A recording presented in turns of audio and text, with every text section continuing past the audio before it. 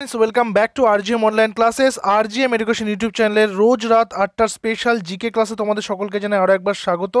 আমাদের যে জেনারেল স্টাডিজের পর্বটা চলছে আজকে সেই পর্বের সেট নাম্বার 3। আমাদের এখানে প্রত্যেকদিন অধ্যায়ভিত্তিক ক্লাস কিন্তু চলছে। আজকে আমরা হিস্ট্রির চ্যাপ্টার নাম্বার 3তে আসছি, ষোড়শ মহাজনপদ। এখানে তোমরা যারা আগামীতে ফুড এসআইয়ের এক্সাম দিতে চাচ্ছ, যারা পিএসসি ক্লার্কশিপের ফর্ম ফিল আপ করেছো বা আগামীতে ডাব্লিউবিপি কেপির জন্য যারা প্রিপারেশন নিচ্ছ, তাদের প্রত্যেকের জন্য এই ক্লাসেসগুলো কিন্তু হেল্পফুল হবে। আমরা এখানে প্রত্যেকটা চ্যাপ্টার ওয়াইজ আমরা কোয়েশ্চেন আনসার আলোচনা করছি এবং প্রত্যেকটা কোয়েশ্চেন থেকে যতটা সম্ভব তথ্য দেওয়া যায় সেগুলো নিয়ে আলোচনা করছি। এখন আমাদের হিস্ট্রিটা চলছে। হিস্ট্রি কমপ্লিট করার পর আমরা পলিটি, জিওগ্রাফি এবং অন্যান্য যে সাবজেক্টস রয়েছে এবং স্ট্যাটিক জিকে রয়েছে সেটা আমরা কন্টিনিউ বেসিসে কিন্তু চলতে থাকবে আমাদের ক্লাস, ঠিক আছে? তো দেরি না করে শুরু করছি আজকের ক্লাস। প্রথম প্রশ্ন রাখছি তোমাদের জন্য। এই কোয়েশ্চেনের প্রত্যেকটা অ্যান্সার যেটা সঠিক বলে মনে হবে সেটা তোমরা নিচে কমেন্ট সেকশনে অথবা লাইভ চ্যাট অপশনে কিন্তু জানাতে পারো, ঠিক আছে? প্রথম প্রশ্ন কী রয়েছে, বলছে জনপদ হলো। দেখো, প্রথম প্রশ্ন যাওয়ার আগে বলে রাখি ষোড়শ মহাজনপদ এই যে চ্যাপ্টারটা, এই চ্যাপ্টারটা খুবই গুরুত্বপূর্ণ। মানে আমরা যদি প্রাচীন ভারতের কথা বলি সেক্ষেত্রে দেখা যাচ্ছে যে এখানে ষোড়শ মানে হচ্ছে 16টা মহাজনপদের কথা বলা হচ্ছে, যার মধ্যে অঙ্গ, মগধ, কাশী, কোশল, মল্ল, বৃজি, বৎসচিতি, এইভাবে মোট 16টা কিন্তু মহাজনপদ রয়েছে। জনপদ মানে হচ্ছে যেখানে জনবসতি একসাথে গোষ্ঠী করে থাকছে। মহাজনপদ মানে সেই গোষ্ঠীটা যখন অনেক বড় হচ্ছে। এক্ষেত্রে কিছু বিশেষ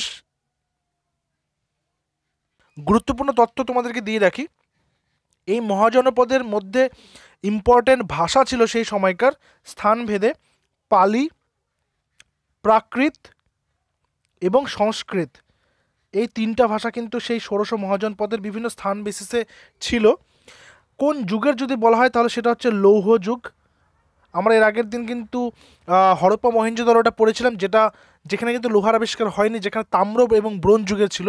কিন্তু ষোড়শ মহাজনপদের যে যুগটা সেটা ছিল লৌহ যুগ। কোন সময় ছিল? সময়টা ছিল হচ্ছে খ্রিস্টপূর্ব ষষ্ঠ শতাব্দী, খ্রিস্টপূর্ব ষষ্ঠ শতাব্দী থেকে চতুর্থ শতাব্দীর মধ্যে, খ্রিস্টপূর্ব ষষ্ঠ থেকে চতুর্থ শতাব্দীর মধ্যে। আর এই সময় কিন্তু দুটো তন্ত্র হতো, একটা হচ্ছে রাজতন্ত্র মানে মোনার্কি ছিল, এবং তার পাশাপাশি গণসংঘ যেটাকে অলিগারিক প্রজাতন্ত্র বলা হয়ে থাকে। এই ওয়ার্ডটা আমি লিখে দিচ্ছি, এটা তোমরা পারলে নোট ডাউন করে রাখবে, ঠিক আছে?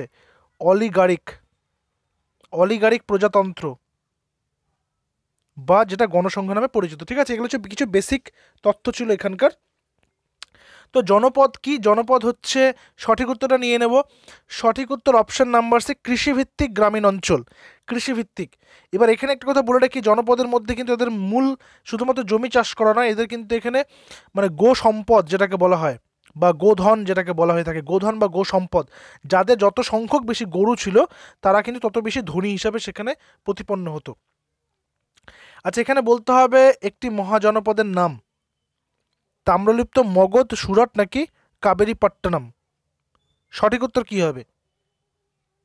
দেখো, 16টা মহাজনপদের মধ্যে মগধ হচ্ছে এখানে একটি মহাজনপদ এবং পরবর্তীকালে সবথেকে শক্তিশালী হয়ে ওঠে কিন্তু এই মগধ, সবথেকে শক্তিশালী হয়।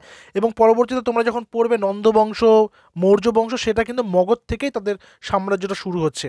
এবং মগধের কিছু সেখানকার ভৌগোলিক অবস্থান এবং কিছু অন্যান্য কারণ ছিল, প্রাকৃতিক কারণ ছিল, যার জন্য কিন্তু এই মগধ পরবর্তীকালে সবথেকে শক্তিশালী মহাজনপদ হিসেবে মানে আত্মপ্রকাশ করেছিল। নেক্সট চলে আসি পরের নাম্বারে।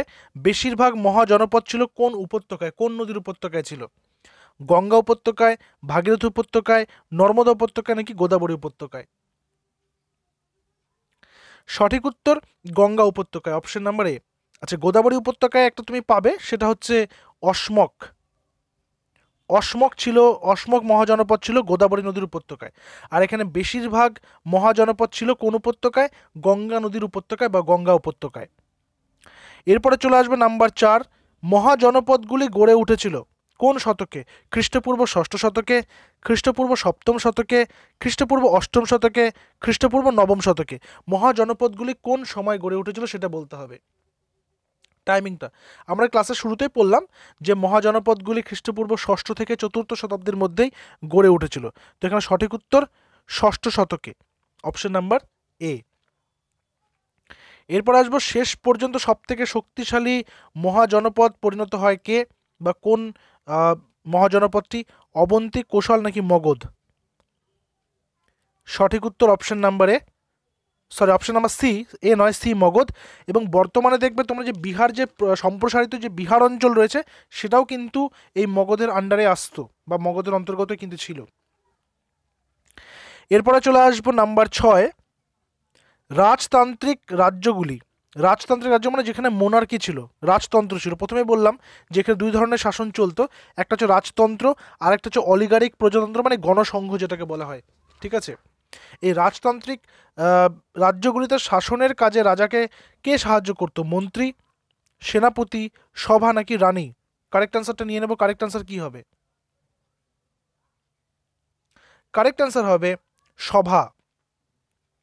অর্থাৎ সেখানে প্রত্যেকটা ক্ষেত্রে কিন্তু মানে সভা বলতে এখানে আমরা যে সামন্ত ব্যবস্থার কথা পূর্ব আগামীতে গিয়ে, অর্থাৎ রাজা এখানে বসে থাকছেন, তার চারিদিকে যে গোল করে বিভিন্ন সভাসদরা বসে থাকছেন, বিভিন্ন বিষয়ের তারা কিন্তু মন্ত্রী, বিভিন্ন বিষয়ের তারা কিন্তু হেড, তারা প্রত্যেকেই তাকে কি করতো? পরামর্শ দিত রাজাকে সাহায্য করার জন্যে।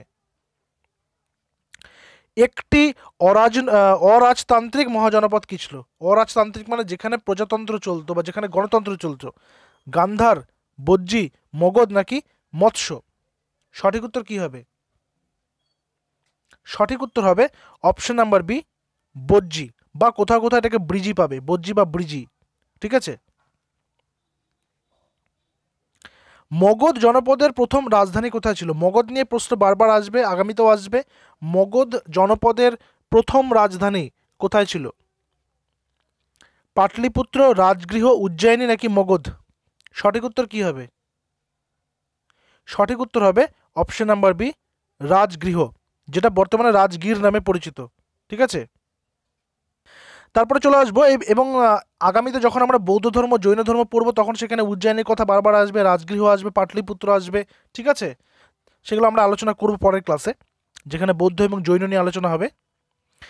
ষোড়শ মহাজনপদের সময় মগধের কৃষির উন্নতি হয়েছিল, কারণটা কি?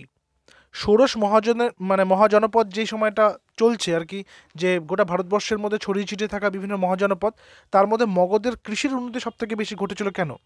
সবাই কৃষিকাজ করতো সেই কারণে, রাজারা কৃষিকাজের জন্য সকলকে বাধ্য করতো সেই কারণে, লোহায় লাঙল ব্যবহার করা হতো সেই কারণে, কি সব জায়গায় জমি খুব উর্বর ছিল? সঠিক উত্তর কি হবে? সঠিক উত্তর হবে লোহায় লাঙল ব্যবহার করা হতো। এবং এটা কি মানে লোহার লাঙল কেন? কারণ আমি প্রথমে বলছি এটা কিন্তু লৌহ যুগ ছিল, এবং লৌহ যুগ লোহা আবিষ্কার হওয়ার পরে লোহার বিভিন্ন যন্ত্রপাতি আসার ফলে কিন্তু এই সময় বিভিন্ন দিকেই কিন্তু গতি আসতে শুরু করে। ঠিক আছে, সো অপশন নাম্বার সি এখানে কারেক্ট অ্যান্সার। দক্ষিণ ভারতের একমাত্র মহাজনপদ কোনটি? দক্ষিণ ভারতের, সাউথ ইন্ডিয়ার একমাত্র মহাজনপদ? অবন্তী, মগধ, কোশল নাকি অসমক? সঠিক উত্তর কি হবে? সঠিক উত্তর হবে অসমক। এটা কোন নদীর তীরে ছিল? গোদাবরী। দক্ষিণ ভারতের গঙ্গা বলা হয় তো গোদাবরীকে, সেই গোদাবরী নদীর উপত্যকায় বা তীরে কিন্তু এই অসমক জনপদটি অবস্থান করছিল। মগধের খুব কাছের মহাজনপদটি কি? অঙ্গ, কাশী, বজ্জী নাকি কোশল? মগধের খুব কাছের মহাজনপদ কোনটি?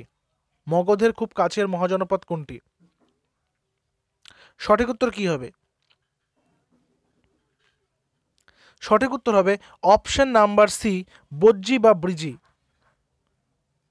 নেক্সট আসবো, মগধ মহাজনপদের শেষ রাজবংশ হলো নন্দবংশ, শিশুনাগ বংশ নাকি হর্ষঙ্ক বংশ? শেষ রাজবংশ বলেছে, মগধ মহাজনপদের শেষ রাজবংশ কোনটি? সঠিক উত্তর হবে নন্দবংশ।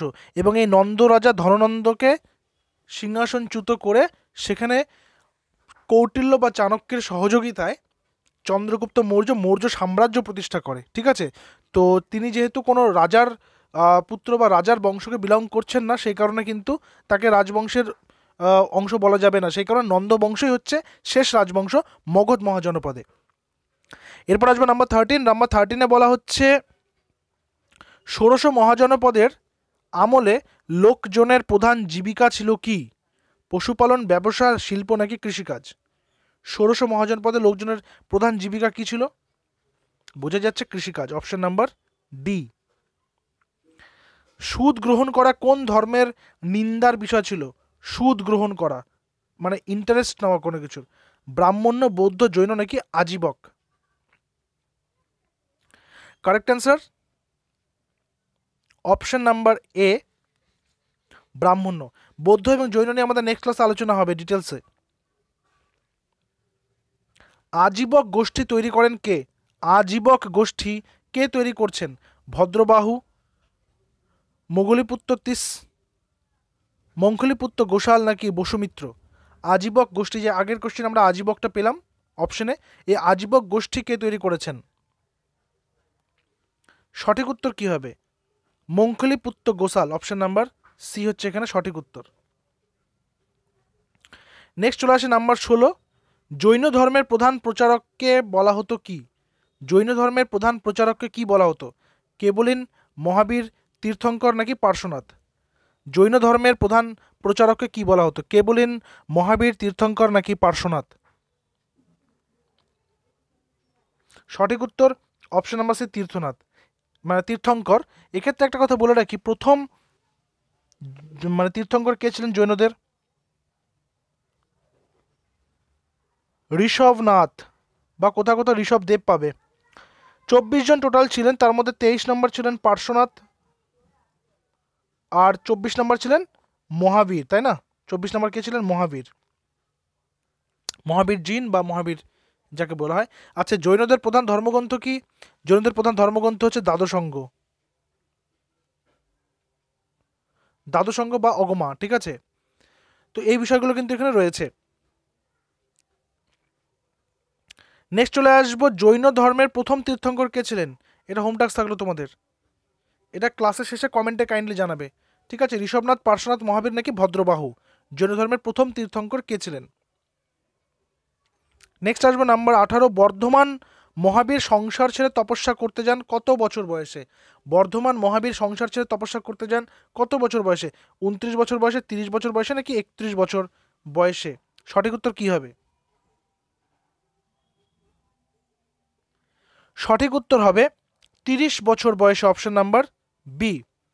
এবং তারপর 12.5 বছর, 12.5 বছর তিনি কি করেছেন? গভীর ধ্যান এবং তপস্যা করেছেন। কঠোর কৃচ্ছ সাধনার পর তিনি কেবল জ্ঞান, এটা কিন্তু তোমরা পাবে, কেবল জ্ঞান, ঠিক আছে? কেবল জ্ঞান বা কেবল জ্ঞান বা সর্বজ্ঞান লাভ করেন।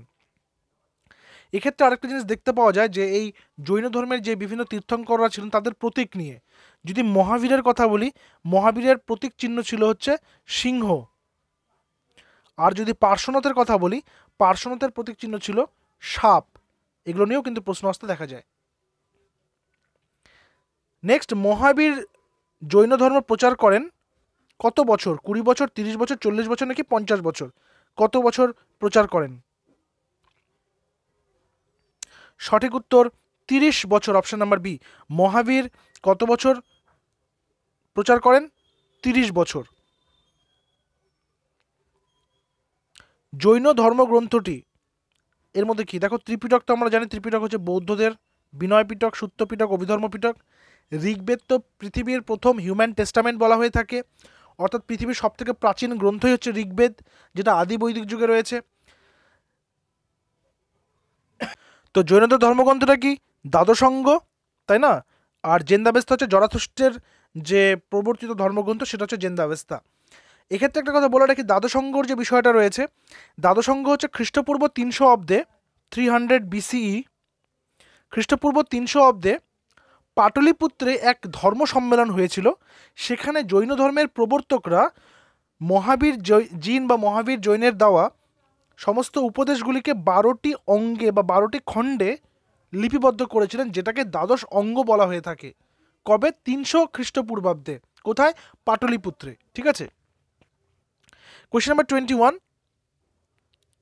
কোন ধর্মের দ্বারা প্রকৃত ভাষা ও সাহিত্যের উন্নতি ঘটেছিল? জৈন, আর্য, বৌদ্ধ নাকি ইসলাম? সঠিক উত্তর কি হবে? কোন ধর্মের দ্বারা প্রকৃত ভাষা ও সাহিত্যের উন্নতি ঘটেছিল?